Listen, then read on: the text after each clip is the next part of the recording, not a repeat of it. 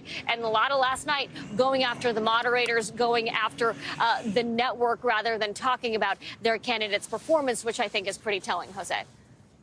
Yeah, and Shaquille, did the debate change minds of people who were undecided, do you think?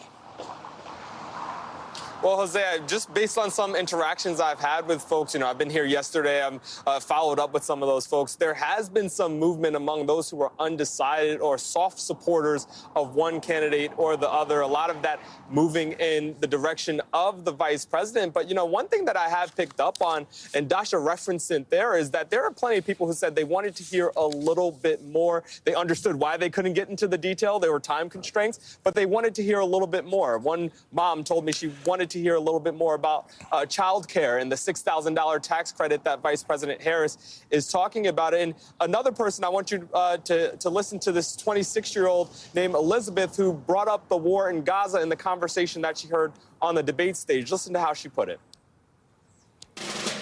I'm from Dearborn, so when it came to the genocide that's happening in Palestine and the comments from both former President Trump and Kamala Harris, I kind of wish that they elaborated more on, their opinions, but obviously that's a very touchy subject. But also they talked a lot about Russia and Ukraine, and I'm 50% Ukrainian, and I have family over in Ukraine.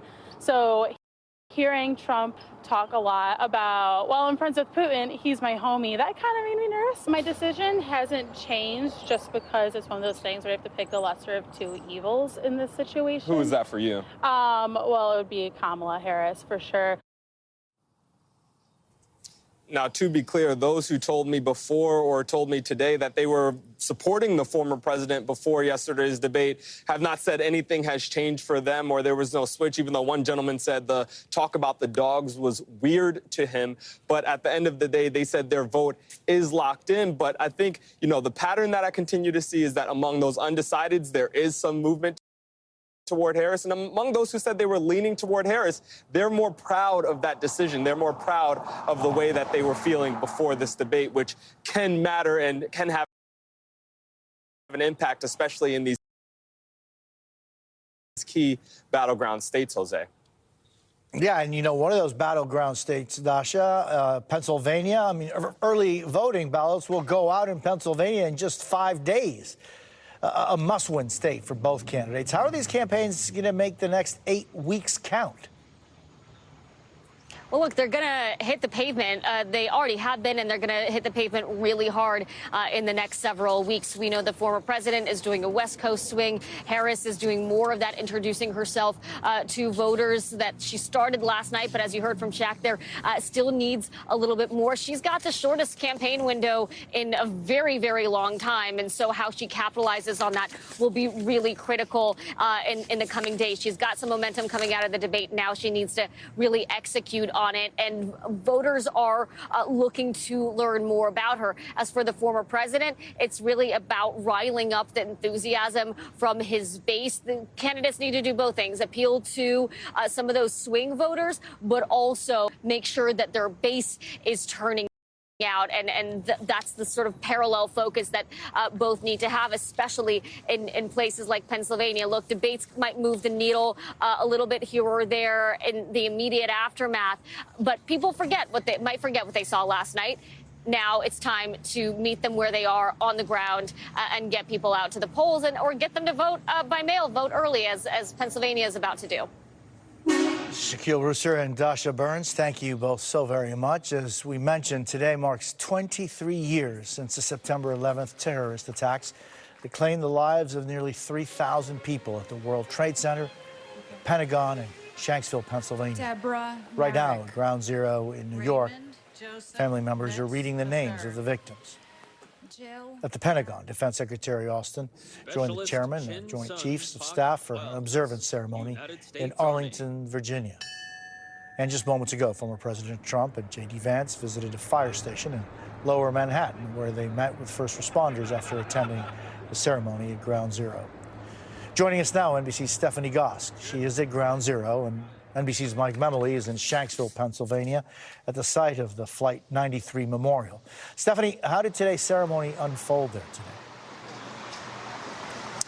Well, you know, Jose, this ceremony for the past 23 years has unfolded basically the same way. It is little changed, and it includes a number of things that have become these markers in time for people to commemorate this day, including 6 moments of silence, which we have now had, as well as the families reading the names of the people who died that you've seen pictures of here. You know, 23 years ago, at this time right now, the towers were in rubble.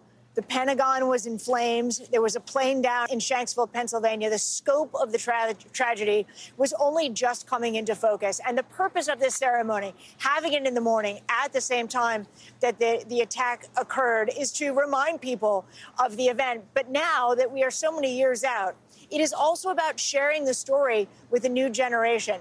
On hand today, in attendance, you had President Joe Biden, Vice President Kamala Harris, you had former President Donald Trump, as well as vice presidential candidate J.D. Vance. They were standing basically next to each other, separated only by former Mayor Mike Bloomberg. They have all left. The former president went to Firehouse. The president, along with the vice president, will later be in Shanksville, where Mike Memley is. But I can also just tell you that, you know, the early morning hours here in Lower Manhattan, there is a solemnity to this day. There always is, especially when the weather is like this. It instantly reminds people of what it felt like to be here that day. Yeah, and Mike, meanwhile, how is this day being commemorated there? Well, Jose, at this moment, we're seeing some of the relatives of the victims of Flight 93 return from the impact site, where there's a large boulder marking the spot where Flight 93 came crashing down here in a field, really in a very peaceful, serene location here at 10:05 a.m. 23 years ago. This was after quite a moving ceremony where each of the 40 names was read and a set of bells rang to honor those who were lost, some of those names being read by the relatives of the victims themselves. But what struck me, Jose, really was some of the comments made by the superintendent of this site, reflecting on something Stephanie referred to as well, which is for us, of a certain age, we certainly remember viscerally where we were 23 years ago today as we learned of these events. We certainly began in real time to hear about the heroism of those 33 passengers, the 7 flight crew on Flight 93, who were able to fight back and avoid an even worse disaster as that plane was heading to Washington, D.C. But the superintendent of this site noted that for an entire new generation, this is something that we're only learning about. And as part of that, there was a virtual opportunity for students, more than 20,000 students across the country, to participate in this service so that they can learn that story as well. Now, as Stephanie also refers to, we will see in just over an hour President Biden, Vice President Harris, and former President Trump come here. This will be the 4th time President Biden has come to this site, twice as Vice President, twice now as President, and the 2nd time for Vice President Harris as well, Jose. Important to never forget. Stephanie Goskin, Mike Memley, thank you both so very much. Coming up, we'll hear from more undecided voters about whether last night's debate changed anything for them. Plus, we'll fact-check the claims made about immigration, including Trump's assertion migrants in Ohio are eating people's pets. And we're tracking Hurricane Francine, due to make landfall in Louisiana soon. We'll ask our very own Bill Cairns about the life-threatening conditions expected there. We're back in 90 seconds. You're watching Jose Díaz-Balart Reports on MSNBC.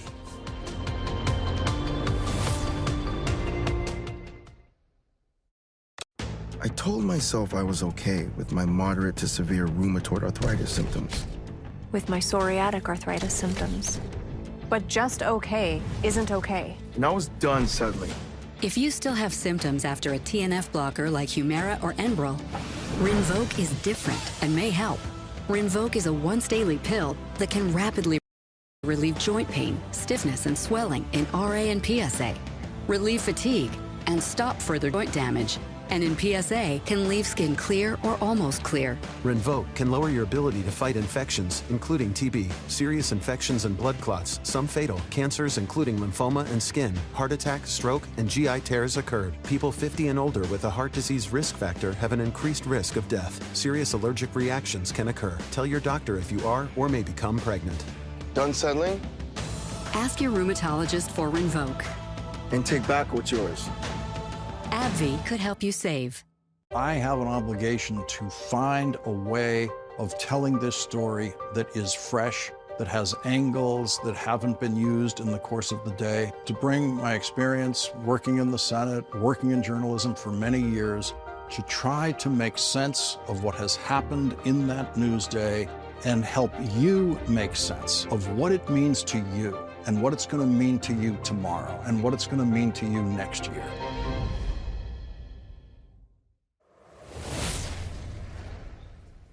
Past the hour. Last night's showdown between Vice President Harris and former President Trump marked a critical moment for both candidates. Just after the debate, the Harris campaign said the vice president is ready for a second debate, but Trump told Fox News this morning he's less inclined, telling them that he had a great night. Joining us now, NBC News chief political analyst Chuck Todd, Alencia Johnson, former senior advisor to President Biden's 2020 campaign, and former Republican Governor John Kasich from Ohio, and MSNBC political analyst. Chuck, what was your takeaway from last night? Well, I mean, it was the same thing that we've had for 9 years. Donald Trump is the center of attention. Donald Trump made sure the debate was about Donald Trump. Kamala Harris made sure the debate was about Donald Trump. And there we are. It was, if you're the Harris folks, they couldn't have scripted everything any better. Trump took, you do wonder what would have happened if Trump didn't sort of take all the bait. But, we've been playing the what if Trump acted like a normal Republican candidate for years now. We know that that's never going to be the case. So it was astonishing sort of almost how paint by numbers Trump was on this. Now, if you tuned into the debate trying to learn more about Kamala Harris, I think you were left wanting, meaning you didn't get a lot of specifics out of her. But then again, at these debates, because of how Donald Trump behaves, who he is, how he chases every squirrel, if you will, down holes, it's sometimes hard to even communicate that. So it was a bad night for Trump, but let's just put out a warning sign here. Trump's not a good debater. He's got his clock cleaned at every general election debate he's participated in except one, and that was the last one with Joe Biden, and it had very little ultimate impact on his support level. So I would throw a little bit of caution to the wind on this. Yeah, Chuck, and I was just thinking about just the experience I've had with you over the years. I mean, I remember we were at that town hall that we carried out in Las Vegas with Hillary Clinton and Bernie Sanders, and later, of course, the first Democratic presidential debates in 2020 season. Those were 10 candidates. What do you think was missing as far as just structure of debates? Well, it's hard to structure when Donald Trump's involved, in fairness to the debate moderators. Do I wish there was sort of like, okay, we're going to focus on this issue, yeah, I do. But again, as much as I could sit here and say, well, I'd have done it this way. Donald Trump is this sort of, he's just somebody that brings chaos to a situation. So I think any other set of candidates, you would have wanted a more structured environment. You'd have probably wanted, okay, let's spend the first 10 minutes on inflation. Let's spend the next 10 minutes on the border. Let's spend the next 10 minutes on reproductive rights.